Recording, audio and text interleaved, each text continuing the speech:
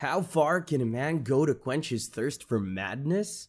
Well, you can't even imagine that. The judiciary system is the backbone of democracy. They bring justice to everyone. Inside the courtroom, innocents are hailed and criminals are punished. But what if the criminal attacks the judiciary itself? In this video, we will show you this deadly case where a man kills everyone in the courtroom. This video is going to be nerve-wracking. What? The end. Meet Brian Nichols. He is a rapist and a killer, best known for his March 11, 2005 escape from custody and murderous rampage inside the Fulton County Courthouse in Atlanta, Georgia.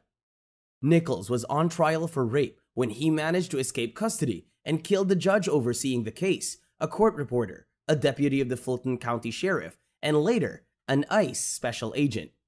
Nichols was apprehended 26. This sounds like a movie. What? We know we have to do some research after this. We need to confirm this. What? Hours after a protracted manhunt in the Atlanta metropolitan region began. On November 7, 2008, he was found guilty of all 54 charges brought against him by the prosecution. And as a result, he was given a life term in jail. And that's when he did the most horrific act inside a courtroom. Nichols came from a middle-class household, according to what little is known about his early years. In 1989, he received his diploma from the Cardinal Gibbons School in Baltimore, Maryland. In the academic years of 1989 to 1990, he spent 3 semesters at Kutztown University of Pennsylvania in Kutztown, Pennsylvania. He was a linebacker for the college's football team while he was a student there. Nick Pergine, who played football with Nichols at Kutztown, remarked that Nichols had a reputation for being someone to be cautious around due to his enormous physical presence and martial arts prowess. Nichols was detained at least 3 times during his brief tenure at the university, according to Burke County records. According to court records, he was charged in 1990 following an incident in a university dining hall with making terroristic threats, simple assault, disorderly conduct, and harassment. The 2 lower counts were withdrawn after he admitted guilt to them. Nichols was detained again in 1 month the next year for criminal trespassing, misdemeanor criminal mischief, and disorderly behavior. Later, those charges were dropped. Nichols attended Newberry College from 1992 to 1993 and played football there after his brief time at Kutztown. During that time, according to athletic spokesperson Ryan Gross, Nichols was dismissed from the football team for stealing from a residence hall. After being accused of brutally assaulting his ex-girlfriend 8 years after their breakup, he was taken into custody. Well, let me tell you, his crimes have the potential to send shivers down your spine.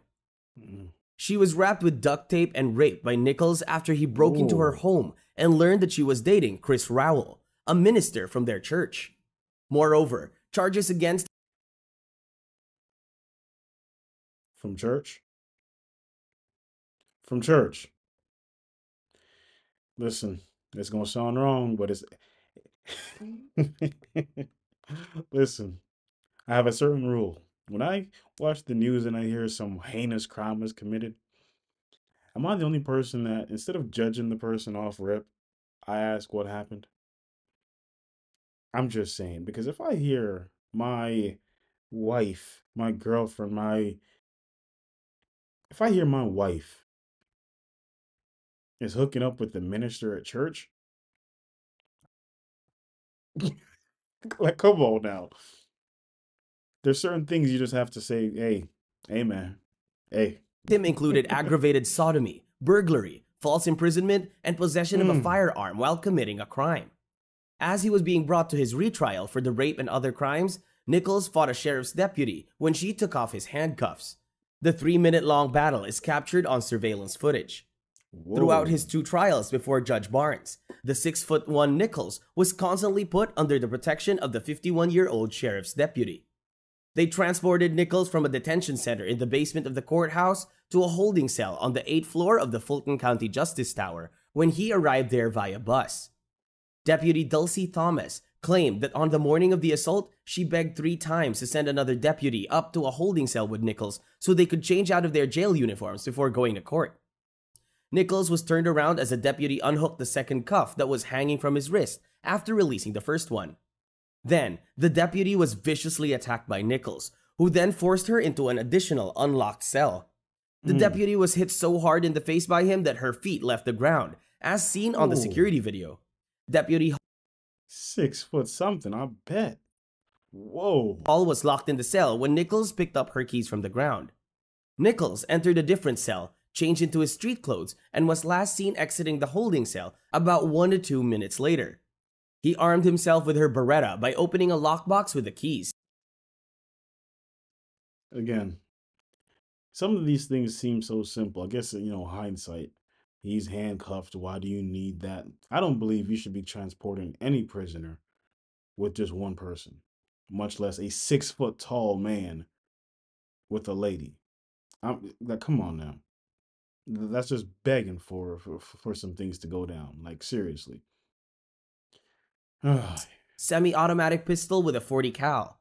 The deputy suffered a sizable forehead laceration, facial fractures, and a serious brain injury, according to hospital sources.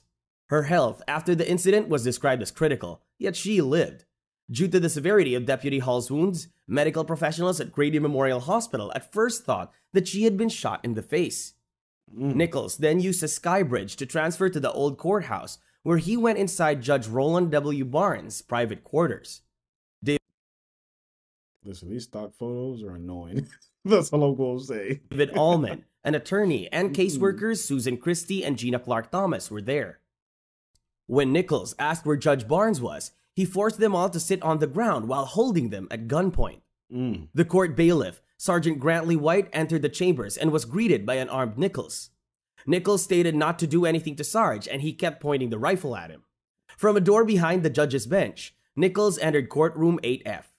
In the courtroom, Judge Barnes was overseeing motions in a civil case when he arrived, and after that, the horror started. The judge received a close-range shot to the back of the head. Witnesses claimed that the judge was unaware of Nichols' presence behind him. When Nichols noticed that the assistant district attorneys who were prosecuted were not present in the courtroom, he reportedly searched the prosecution table for them before shooting court reporter Julie Brando in the head. After using the restroom, White was able to exit and access his radio. He made the first radio transmission, informing the responding officers that there had been shots fired, and he also described the armed Nichols. After that, Nichols got up from the bench and went to a side room where witnesses were kept before the trial started, apparently looking for his rape victim. However, she was running late that day, so the room was empty. Nichols left the... How do so many things go wrong to lead to something like this? I'm definitely looking up for a news report. We're going to cut it right there. We're going to look up a news report to figure out, to hear if there's any more information to glean from this, really. All right, guys, so I found a actual news report about this. Yeah, this actually happened. Okay. That was Monday, a dire prediction from the judge presiding over the Atlanta courthouse shooting trial.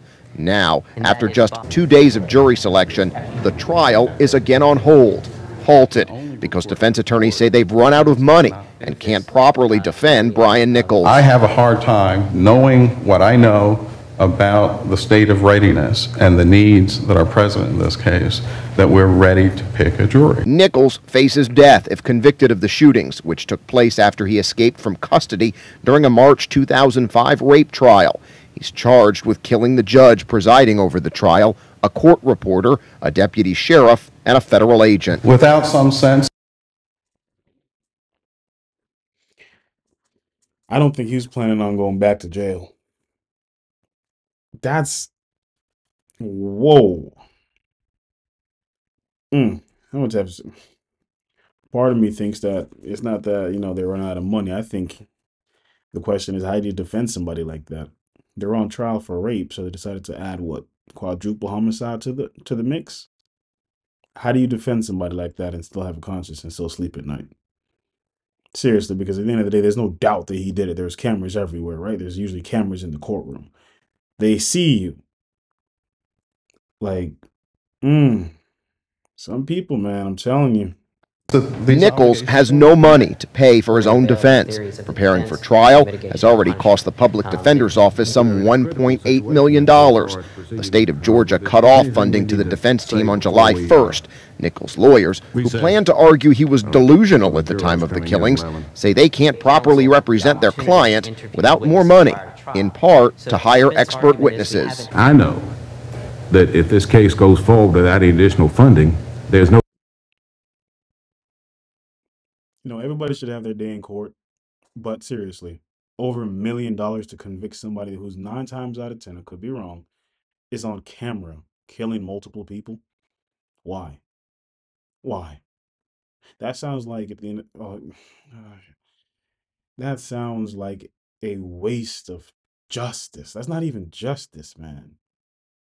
Again, he's on camera at this point. You see multiple witnesses at this point. Why is there no fast trial here? Why isn't there just done?